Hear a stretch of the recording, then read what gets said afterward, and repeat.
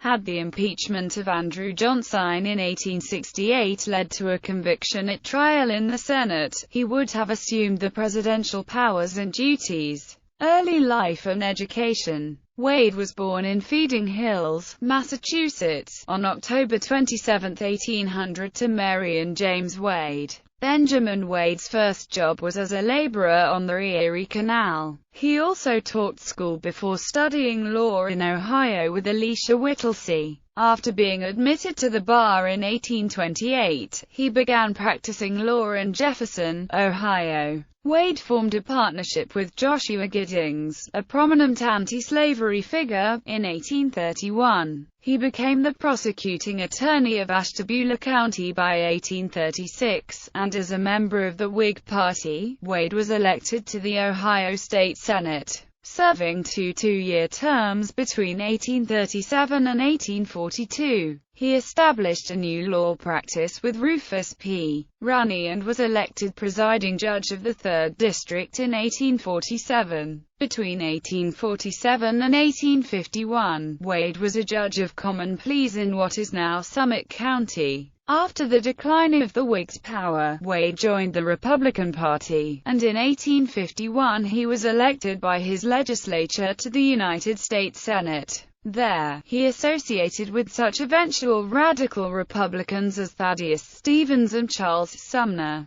He fought against the controversial Fugitive Slave Act and the Kansas-Nebraska Act. He was one of the most radical politicians in America at that time, supporting women's suffrage, trade union rights, and equality for African Americans. He was also critical of how certain aspects of capitalism were practiced in the 19th century. Career: American Civil War. In March 1861, he became chairman of the Committee on Territories, and in July 1861, Wade, along with other politicians, witnessed the defeat of the Union Army at the First Battle of Bull Run. There, he was almost captured by the Confederate Army. After arriving back at Washington, D.C., he was one of those who blamed the attack on the supposed incompetence of the leadership of the Union Army. From 1861 to 1862 he was chairman of the important Joint Committee on the Conduct of the War, and in 1862, as chairman of the Senate Committee on Territories, was instrumental in abolishing slavery in the federal territories. During the American Civil War, Wade was highly critical of President Abraham Lincoln. In a September 1861 letter, he privately wrote that Lincoln's views on slavery could only come of one born of poor white trash and educated in a slave state. He was especially angry when Lincoln was slow to recruit African Americans into the armies, and actively advocated for the bill that abolished slavery and had a direct hand in the passing of the Homestead Act of 1862 and the Morrill Land Grant Act of 1862. Wade was also critical of Lincoln's Reconstruction Plan. In December 1863, he and Henry Winter Davis sponsored a bill that would run the South, when conquered, their way. The Wade-Davis bill mandated that there be a 50% white male ironclad loyalty oath, black male suffrage, and military governors that were to be confirmed by the U.S. Senate. It passed in the lower chamber on May 4, 1864 by a margin of 73 ayes to 59 nays. In the upper chamber on July 2, 1864 it passed by a similar percentage of 18 ayes to 14 nays and was brought to Lincoln's desk. Tradition has it that Zachariah Chandler asked him directly if he planned on signing it or no, and Lincoln replied, "It was put before him with too little time to be signed in that way." On July 4, 1864, he pocket vetoed the bill by refusing to sign it. Lincoln later said that he didn't want to be held to one Reconstruction policy. This action drove Wade to sign, along with Davis, the Wade-Davis Manifesto, which accused the president of seeking re-election by the executive establishment of new state governments. On July 28, 1866, the 39th Congress passed an act to adjust the peacetime establishment of the United States military. Wade proposed that 2 of the cavalry regiments should be composed of African-American enlisted personnel. After strong opposition, the legislation was passed which provided for the first black contingent in the regular U.S. Army consisting of 6 regiments, 9th and 10th Cavalry and the 38th, 39th, 40th, and 41st Infantry Regiments.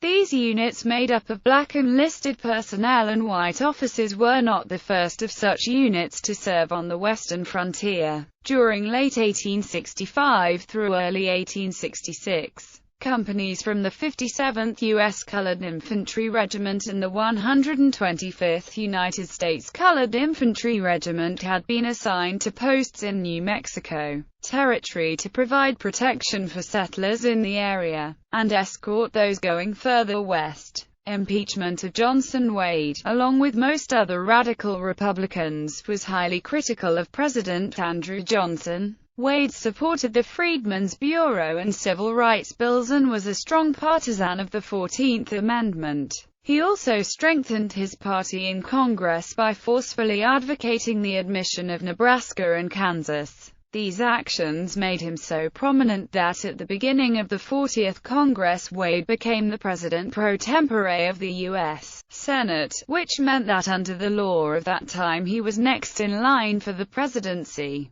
After many fallouts with the Republican-dominated Congress, the Judiciary Committee voted to impeach President Johnson. When Johnson was impeached, Wade was sworn in as one of the senators sitting in judgment, but was greatly criticized because of his unseemly interest in the outcome of the trial. Although most senators believed that Johnson was guilty of the charges, they did not want the extremely radical Wade to become acting president. One newspaper wrote, "Andrew Johnson is innocent because Ben Wade is guilty of being his successor," according to John Roy Lynch, one of the 22 African Americans elected to Congress from the South during Reconstruction. In his book Facts Concerning Reconstruction, it was believed by many at the time that some of the moderate Republican senators that voted for acquittal of Andrew Johnson did so chiefly on account of their antipathy to the man who would succeed to the presidency in the event of the conviction of the sitting president. This man was Senator Benjamin Wade, of Ohio, president pro tempore of the Senate, who, as the law then stood,